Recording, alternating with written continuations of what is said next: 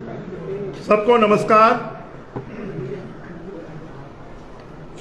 पूरा प्रदेश अभी आरक्षण की आग में जल रहा है और इसके लिए अगर कोई दोषी है तो प्रदेश के मुख्यमंत्री भूपेश बघेल जी दोषी हैं। हम भूपेश बघेल जी से जानना चाहते हैं कि हमारे अनुसूचित जनजाति आदिवासी वर्ग का 32% आरक्षण समाप्त करने के लिए कौन दोषी है।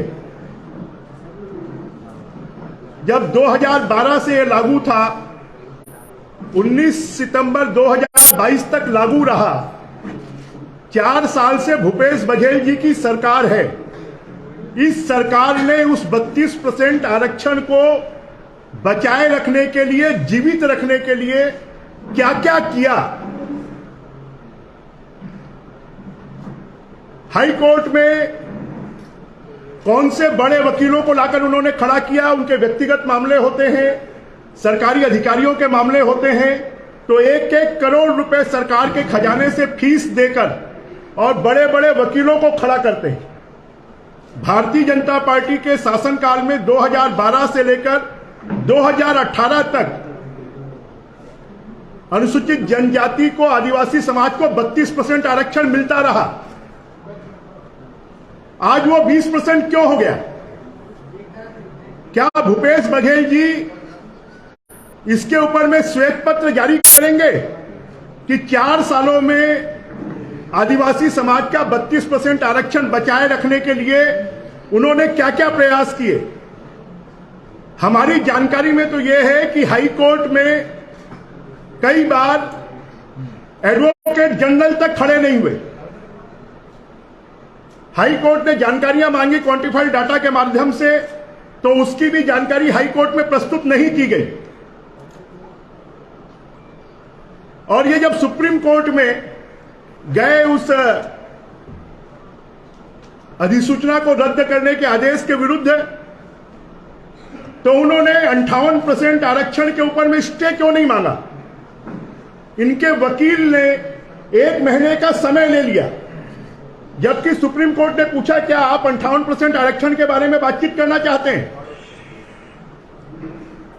क्योंकि ये सरकार पूरी तरह कंगाल हो गई है, पूरी तरह बदहाल हो गई है, पूरी तरह दिवालिया हो गई है। इनके पास में नौकरी देने के लिए पैसे नहीं हैं और इसलिए किसी न किसी तरीके से छत्तीसगढ़ में नौजवानों के भविष्य के साथ में ये सरकार खिलवाड़ कर रही है। मैं तो कहूंगा कि भूपेश बघेल सरकार छत्तीसगढ़ के नौजवानों की कैरियर किलर सरकार है। उनके कैरियर को समाप्त करने वाली सरकार है। मैं आपकी जानकारी में यह बात भी लाना चाहता हूं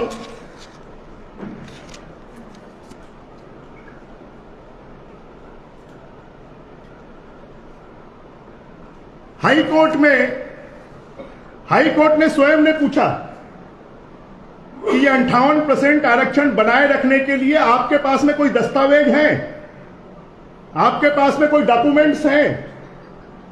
तो उन्होंने कोई डॉक्यूमेंट्स, कोई दस्तावेज प्रस्तुत हाई कोर्ट में नहीं किए। जिन दस्तावेजों के आधार पर 2018 तक भारतीय जनता पार्टी 58% आरक्षण, आदिवासियों के 32% आरक्षण को जीवित रख पाई, उसी आरक्षण को 4 सालों में कांग्रेस सरकार में निरस्त हो गया। आज भूपेश बघेल जी, मेरा तो कहना है कि वो अनुसूचित जनजाति को भी ठग रहे हैं, वो पिछड़ा वर्ग को भी ठग रहे हैं और वो अनुसूचित जाति को भी ठग रहे हैं। आज इनके 76% आरक्षण का बिल लाने के बाद भी सभी जातियों में असंतोष है। राज्यपाल जी के पास में जाकर पिछड़े वर्ग ने भी मांग की है कि हमारी जनसंख्या 27% से ज्यादा है।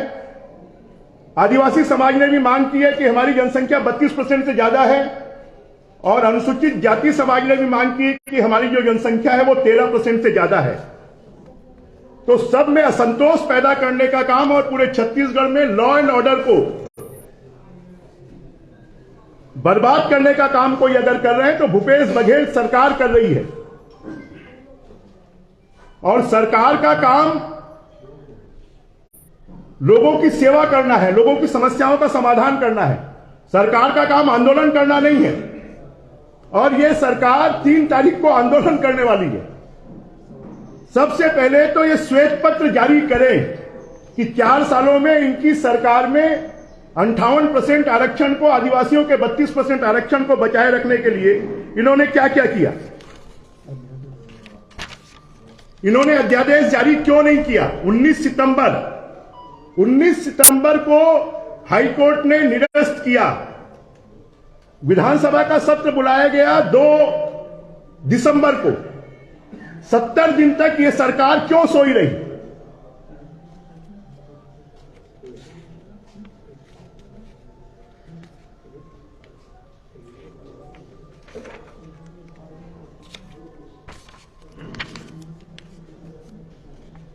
और क्वांटिफाइड डाटा को हमने मांगा कि विधानसभा में, क्या विधानसभा के पटल पर क्वांटिफाइड डाटा क्यों प्रस्तुत नहीं कर रहे।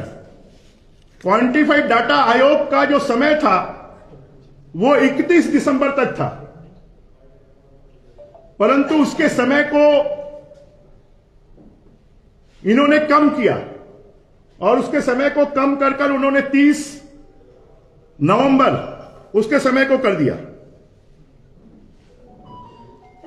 इसमें एक बहुत बड़ा पेच और है कि जो हमारे संविधान के अनुसार आरक्षण के लिए संविधान में प्रोविजन है, वो प्रोविजन अनुसूचित जनजाति, अनुसूचित जाति और पिछड़ा वर्ग के लिए, जो 10% सामान्य वर्ग के लिए आरक्षण के लिए अलग से बिल इनको लाना चाहिए। ये जानते थे कि संविधान की अनुसूची के अनुसार इस बिल में सामान्य वर्ग का आरक्षण नहीं लाया जा सकता। हमने इन सब आपत्तियों को विधानसभा में उठाया। हमने कहा कि आप 100% आरक्षण करिए, हम समर्थन करेंगे, परंतु उसको संविधान के अनुसार करिए, उसको कानून के अनुसार करिए। इन्होंने विधानसभा में एक बहुत बड़ी जगलरी और की कि 9वीं अनुसूची में जोड़ने के लिए एक संकल्प लाया।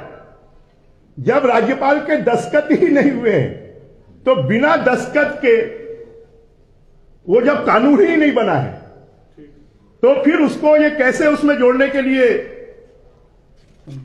संकल्प ला सकते हैं।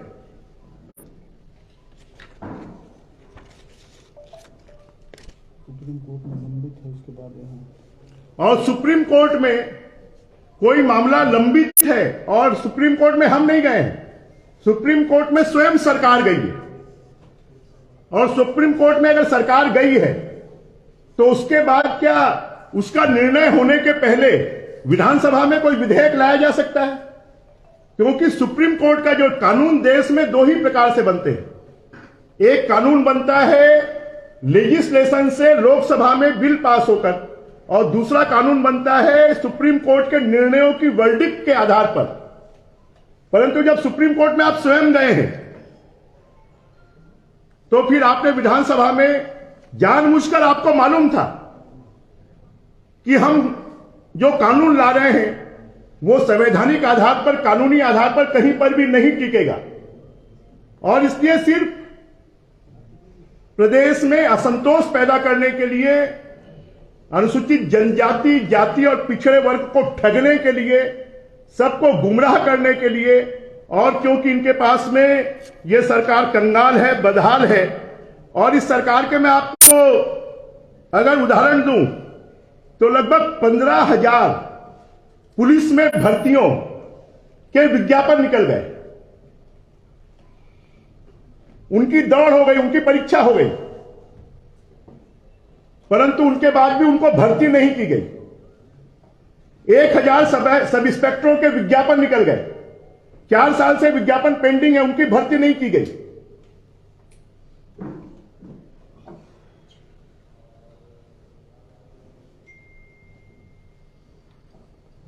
अभी मुख्यमंत्री जी के ही विभाग के द्वारा क्लास 3, 4 और 2 के लिए एक विज्ञापन निकाला गया।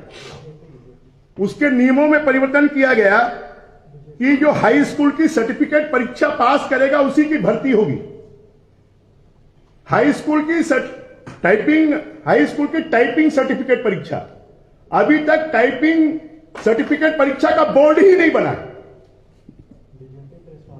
जब उसका बोर्ड ही नहीं बना है तो उसकी भर्तियां कहां से होगी? और मैंने स्वयं ने सामान्य प्रशासन विभाग को पत्र लिखा है कि आपने हायर सेकेंडरी टाइपिंग सर्टिफिकेशन परीक्षा के बेस पे ही भर्ती होगी, तो यह सरकार कुल मिलाकर भर्तियां करनी नहीं चाहती है। और यह तो छत्तीसगढ़ में कॉन्स्टिट्यूशनल ब्रेकडाउन हो गया है। वर्तमान में 0% आरक्षण है, भर्तियां पूरी तरह बंद है, और ये इसी प्रकार से इस मामले को चुनाव तक लटका के रखना चाहते हैं कि इनको कोई भर्तियां नहीं करना पड़े। अगर छत्तीसगढ़ के नौजवानों के भविष्य को बर्बाद करने का कोई काम कर रहा है तो ये भूपेश बघेल जी और उनकी सरकार कर रही है। और आरक्षण के नाम पर सभी वर्गों को गुमराह कर कर लड़ाने का काम कोई कर रही है तो ये भूपेश बघेल की सरकार कर रही है। ये सरकार जो है जुमले और बंगले की सरकार है।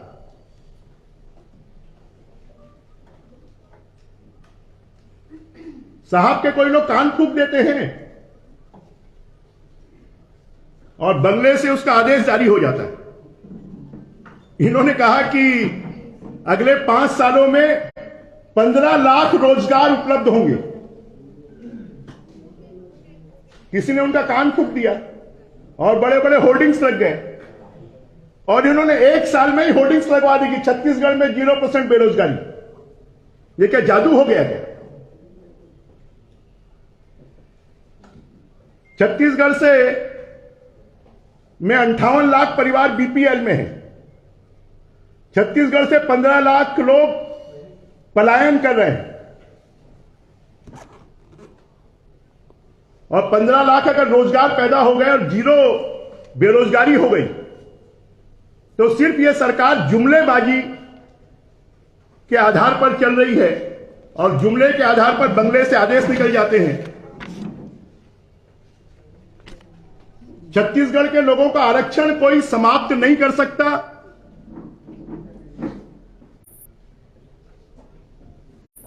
छत्तीसगढ़ को ये कितनी भी कोशिश करें, जाति संघर्ष यहां के मूल स्वभाव में नहीं है, वो कभी यहां पर पैदा नहीं हो सकता।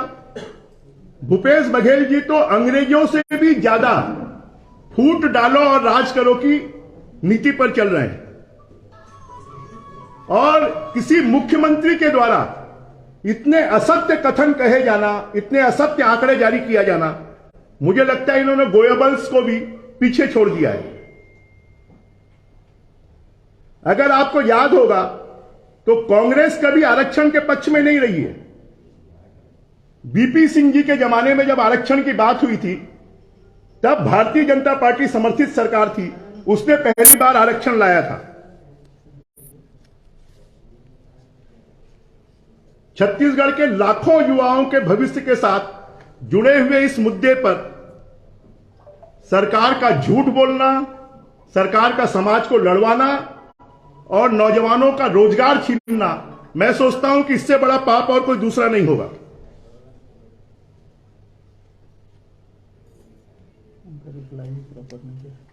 और मैं पूछना चाहता हूं कि पिछड़े वर्ग के जो 27% आरक्षण का बिल है उसको हाई कोर्ट में जाकर किसने रुकवाया, और आज वो कौन से शासकीय पद पर बैठा हुआ है? आदिवासियों के 32% आरक्षण के बिल को हाई कोर्ट में जाकर किसने रुकवाया, और आज वो किस पद पर बैठा हुआ है? तो सरकार स्वयं आरक्षण देने का ढोंग रचती है और अपने लोगों को भेजकर हाई कोर्ट से उसको स्टे करवा देती है।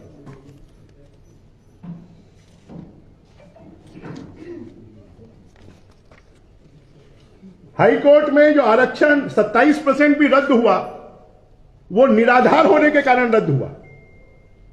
32% आरक्षण भी जो रद्द हुआ वो सरकार के द्वारा तथ्यात्मक आंकड़े प्रस्तुत नहीं करने के कारण रद्द हुआ। हम चाहते हैं कि सरकार अगर झूठ नहीं बोल रही है, सरकार अगर लोगों को ठगने का काम नहीं कर रही है, तो क्वांटिफाइड डाटा को सार्वजनिक करना चाहिए। अगर सरकार झूठ नहीं बोल रही है तो राज्यपाल जी के सवालों को तो समाचार पत्रों में छपवाया गया, सरकार स्वयं जारी करे कि जो राज्यपाल जी को जवाब भेजे गए हैं वो सही है कि नहीं, वो सत्य के करीब है कि नहीं है, कि सरकार खाली आदिवासी वर्ग को, अनुसूचित जाति वर्ग को और पिछड़े वर्ग को गुमराह करने का काम कर रही है। पूरे देश में कभी भी ऐसा नहीं हुआ है कि बिना आरक्षण रोस्टर के भर्ती हो। यह तो तुगलकी शासन हो गया है कि टका शेर भाजी टका शेर खाजा। हाई कोर्ट ने अपने आदेश में और कहा है कि इस आदेश के पहले जो भर्तियों के विज्ञापन निकल गए, जिनके इंटरव्यू निकल गए, जिनका सिलेक्शन हो गया है, उनकी भर्ती की जा सकती है, उनका अपॉइंटमेंट किया जा सकता है। तो उनकी भर्ती और उनका अपॉइंटमेंट क्यों नहीं हो रहा है? और इसलिए मैं ये कहना चाहता हूं कि आरक्षण के नाम पर छत्तीसगढ़ की सरकार खाली मगरमच्छी आंसू बहा रही है, सब समाजों को ठगने का काम कर रही है झूठ बोलकर। आरक्षण के नाम पर यहां पर संघर्ष कराना चाहती है, कानून व्यवस्था की स्थिति बिगाड़ना चाहती है। आरक्षण के नाम पर वो भर्तियां नहीं करना चाहती क्योंकि उनके पास से पैसे नहीं है, ये सरकार कंगाल हो गई है। और ऐसे समय पर सभी समाज के लोगों को इस बात का संकल्प लेना चाहिए कि आने वाले समय पर इस सरकार को उखाड़ फेंकने के लिए हम सब तैयार हो जाएं, क्योंकि यह सरकार छत्तीसगढ़ के हित में नहीं है। यह सरकार सिर्फ अपने हित के लिए, अपने लोगों के हित के लिए काम कर रही है। और यह सब पिछले दिनों हुए घटनाक्रम से हमको ये सब बातें सामने आ रही हैं।